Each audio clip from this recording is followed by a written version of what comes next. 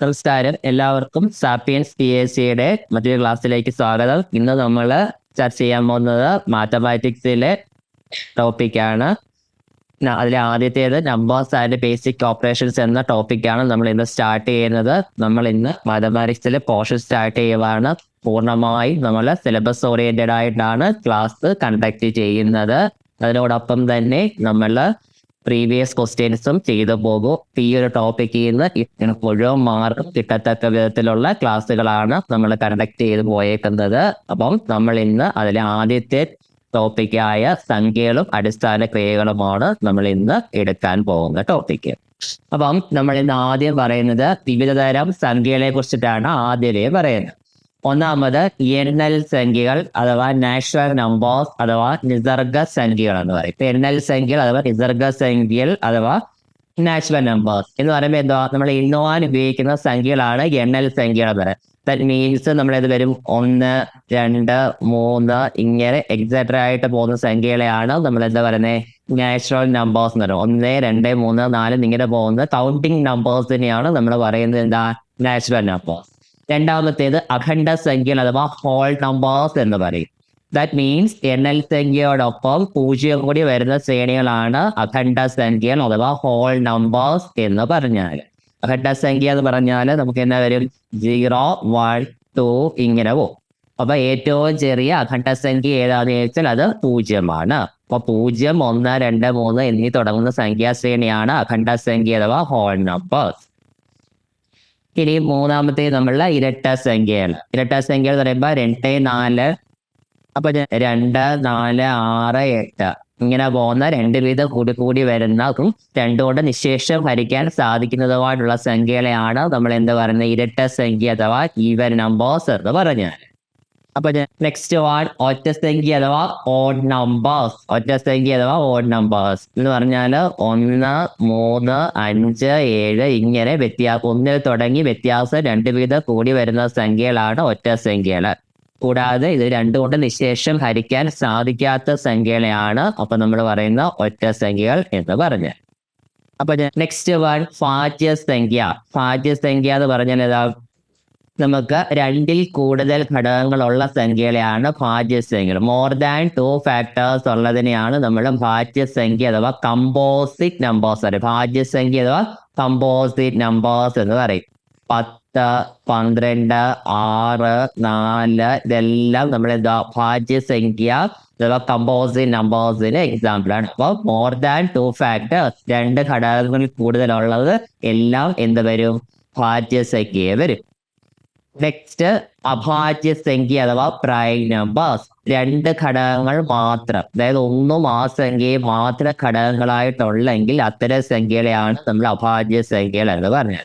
അതായത് 2, അപ്പൊ 3, 5, 7 ഇങ്ങനെ പോകുന്നതൊക്കെയാണ് നമ്മൾ എന്താ അഭാജ്യസംഖ്യ. കാരണം വേറൊരു സംഖ്യ കൊണ്ടും ഗുണിച്ചാൽ അത്തരം സംഖ്യ കിട്ടരുത്. അത്തരം സംഖ്യകളെയാണ് നമ്മൾ പറയുന്നത് അഭാജ്യസംഖ്യ അഥവാ പ്രൈം നമ്പേഴ്സ് എന്ന് പറയും. അപ്പൊ നമുക്ക് പറയേണ്ടത് 1 മുതൽ 100 വരെ എത്ര അഭാജ്യസംഖ്യകളാണുള്ളത്, 25 അഭാജ്യസംഖ്യകളാണ്. 1 മുതൽ 100 വരെ എത്ര അഭാജ്യസംഖ്യകളാണുള്ളത്, 25 അഭാജ്യസംഖ്യ. ഇതൊരു PYQ പ്രീവിയസ് ഇയർ ചോദിച്ച ചോദ്യമാണ്. 1 മുതൽ 100 വരെയുള്ള അഭാജ്യസംഖ്യകളുടെ എണ്ണം എത്ര, 25 എന്ന് പറയും. അപ്പം പൂർണ്ണസംഖ്യകൾ എന്ന് പറഞ്ഞാൽ നമ്മളെന്താ ഇൻറ്റീജേഴ്സ് എന്ന് പറയും. പൂർണ്ണസംഖ്യകൾ എന്ന് പറയുമ്പോൾ എന്താ ഇൻറ്റീജേഴ്സ്. നമ്മളെ സംഖ്യാരേഖകളൊക്കെ പഠിച്ചിട്ടില്ലയോ, -3, -1, 0, 1, 2 ഇങ്ങനെ പോകും. അതായത് എണ്ണൽ സംഖ്യയും അവയുടെ നെഗറ്റീവും 0 കൂടി ചേർന്ന സംഖ്യയാണ് നമ്മളെന്താ പറഞ്ഞത് പൂർണ്ണസംഖ്യ എന്ന് പറയുക. പൂർണ്ണസംഖ്യ അഥവാ ഇംഗ്ലീഷ് ഇൻറ്റീജേഴ്സ്. അപ്പൊ എണ്ണൽ സംഖ്യയും അവയുടെ നെഗറ്റീവും 0 കൂടി ചേർന്ന സംഖ്യകളെയാണ് നമ്മൾ പറയുന്നത് എന്താ പൂർണ്ണസംഖ്യകൾ എന്ന് പറഞ്ഞാൽ കേട്ടോ. അടുത്തത് കോപ്രൈം നമ്പേഴ്സ് എന്ന് പറയുമ്പോൾ പരസ്പര ഭാജ്യകൾ എന്ന് പറയും. Coprime numbers. കോപ്രൈം എന്ന് പറഞ്ഞാൽ 2 സംഖ്യകളുടെ പൊതുഘടകം ഒന്നായിട്ടുള്ള സംഖ്യകളെയാണ് കോപ്രൈം നമ്പേഴ്സ്. For example 2, 3. അപ്പൊ 8, 11, 15, 17 കോപ്രൈം നമ്പേഴ്സ് എന്ന് പറയും. അതായത് പരസ്പര ഭാജികൾ. അതായത് രണ്ട് സംഖ്യകളുടെ HCF അഥവാ ഉസാഹം ഒന്നാണെങ്കിൽ അത്തരം സംഖ്യകളെയാണ് കോപ്രൈം നമ്പേഴ്സ്.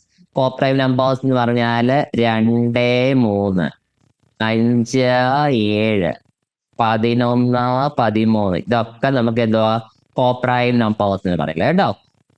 രണ്ട് സംഖ്യയിലെ പൊതുഘടകം ഒന്നാണെങ്കിൽ അത്തരം സംഖ്യകളെയാണ് നമ്മൾ പറയുന്നത് എന്താ കോപ്രൈം നമ്പേഴ്സ്.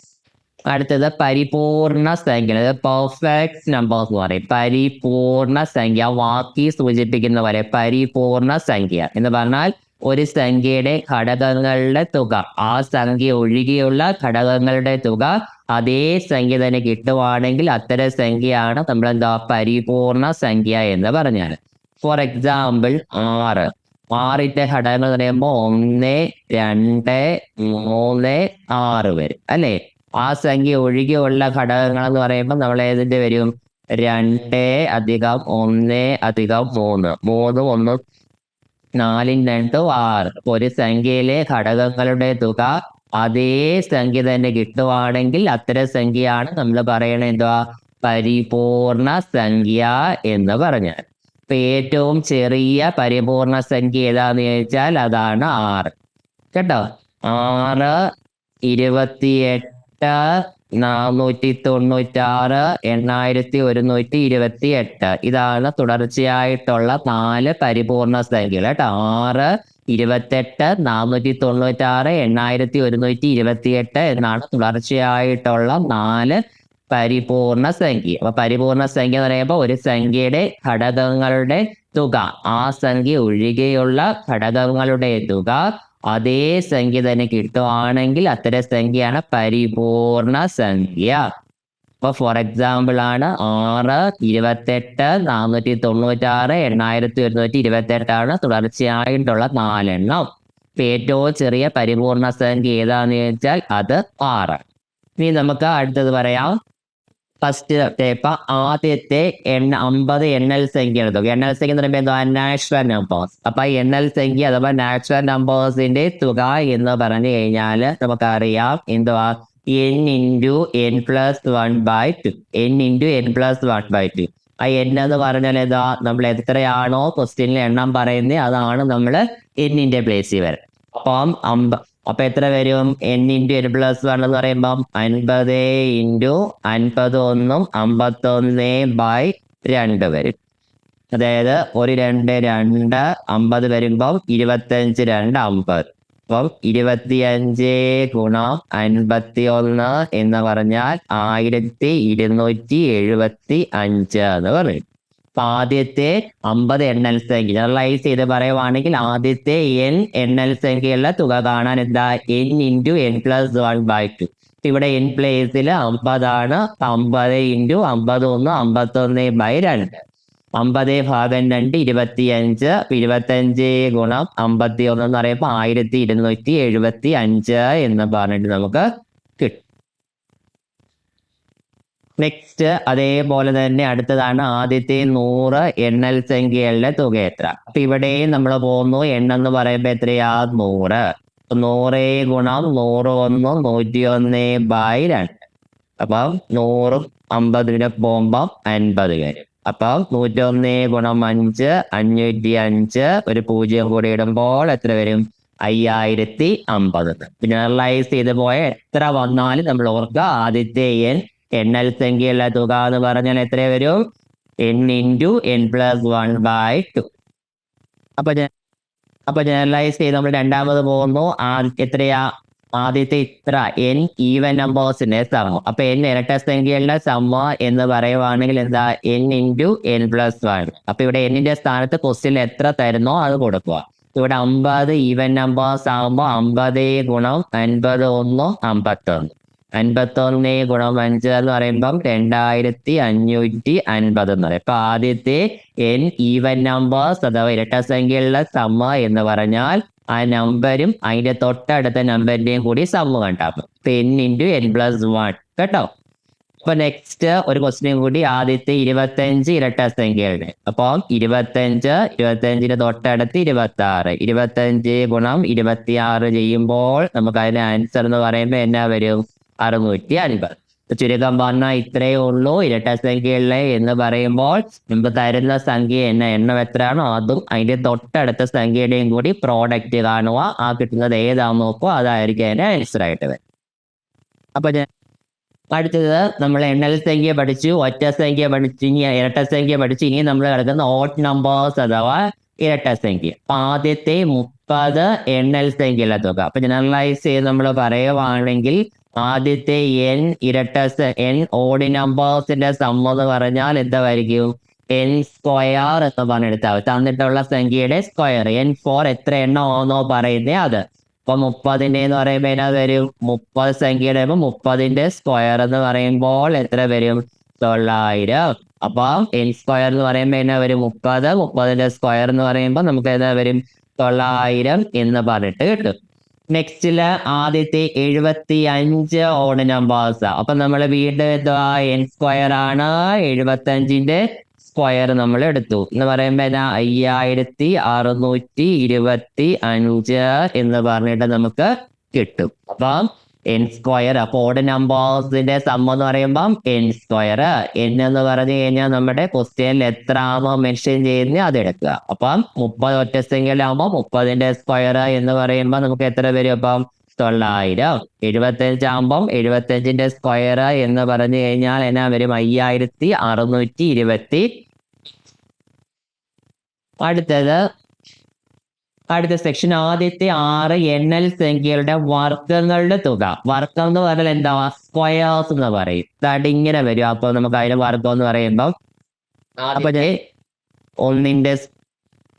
ഒന്നിന്റെ സ്ക്വയർ അധികം 2ന്റെ സ്ക്വയർ അധികം 3ന്റെ സ്ക്വയർ അങ്ങനെ പോയി എത്ര വരെ വരും? 6ന്റെ സ്ക്വയർ. ഇങ്ങനെ പോയിട്ടാണ് നമുക്ക് അതിന്റെ വർഗം എന്ന് പറഞ്ഞാൽ. വർഗം എന്ന് പറയുമ്പോൾ എന്താ? സ്ക്വയർ ചെയ്യുക. സ്ക്വയേഴ്സ് നമ്പേഴ്സിന്റെ സമ്മം. ജനറലൈസ് ചെയ്ത് പോവാണെങ്കിൽ n നമ്പേഴ്സ് ആണ് ഉള്ളതെങ്കിൽ നമുക്ക് അതിന്റെ സമ്മ് കാണുന്നത് എങ്ങനെയാ? n into n plus 1 into 2n plus 1 by 6 ആണ്. ഇപ്പൊ n into n plus 1 into 2n plus 1 by 6. n എന്ന് പറഞ്ഞാൽ എത്ര ആണോ ക്വസ്റ്റ്യനിൽ തന്നിട്ടുള്ളത് അതാണ് അവിടെ നമ്മൾ മെൻഷൻ ചെയ്യുന്നത്. പെൻ സംഖ്യകളുടെ സ്ക്വയേഴ്സിന്റെ സമ്മ്. വർഗങ്ങളുടെ തുക എന്ന് പറയുമ്പം n into n plus 1 into 2n plus 1 by 6. ഇവിടെ എന്നിന്റെ പ്ലേസിൽ എത്രയാ വന്നേ? 6 അല്ലേ? അപ്പം 6 ഗുണം 6 1 7, 6 2 12 1 13 ഡിവൈഡഡ് ബൈ 6. അപ്പം മുകളിലത്തെ 6 താഴത്തെ 6 കൂടെ ക്യാൻസൽ ആയി. 13 ഗുണം 7 എന്ന് പറഞ്ഞാൽ 91. അപ്പൊ ആദ്യത്തെ 6 എണ്ണൽ സംഖ്യകളുടെ വർഗങ്ങളുടെ തുക എന്ന് പറയുമ്പോൾ നമുക്ക് എത്ര കിട്ടും? 91. എണ്ണൽ സംഖ്യയുടെ വർഗങ്ങളുടെ തുക കാണുന്നത് n into n plus 1 into 2n plus 1 by 6. അപ്പൊ അടുത്തൊരു പ്രോബ്ലം കൂടെ നോക്കാം. ആദ്യത്തെ 12 എണ്ണൽ സംഖ്യ. അപ്പൊ നമ്മൾ എങ്ങനെ വരും? 12 ഇൻറ്റു 12 1 13, 12 2 24 1 25 ബൈ 6. 4 6 6 6 2 12. 13 2 26, 26 ഗുണം 25 എന്ന് പറയുമ്പോൾ എത്ര വരും? 650. അപ്പോൾ നമുക്ക് അതിന്റെ ആൻസർ എന്നാകുന്നു? 650. അപ്പൊ 12 12 1 13, 12 2 24 1 25 ബൈ 6. 6 1 6 6 2 12. 13 2 26, 26 ഗുണം 25 എന്ന് പറയുമ്പോൾ എത്ര വരും? 650. അപ്പൊ അടുത്തത് ആദ്യത്തെ 10 എണ്ണൽ സംഖ്യകളുടെ ക്യൂബുകളുടെ കാണുക. ആദ്യത്തെ 10 എണ്ണൽ സംഖ്യകളുടെ ക്യൂബുകളുടെ തുക കാണുക. ക്യൂബ് എന്ന് പറയുമ്പോൾ എന്തുവാ? ഇങ്ങനെ മുമ്പേ നമ്മള് സ്ക്വയർ പോയ പോലെ ഇവിടെ ക്യൂബ് പോകും. 1 cube plus 2 cube plus etcetera to എന്നാ വരും? അപ്പൊ ഇതിന്റെ ക്യൂബ് വരും. ഇങ്ങനെയാണ് നമുക്ക് അതിന്റെ എന്തുവാ? സമ്മ് കാണും അല്ലേ? അപ്പൊ അതിന്റെ ഇക്വേഷൻ എന്ന് പറഞ്ഞു കഴിഞ്ഞാൽ എങ്ങനെയാന്ന് ചോദിച്ചാൽ അപ്പൊ n ഇൻറ്റു n പ്ലസ് 1ന്റെ സ്ക്വയർ ബൈ 4.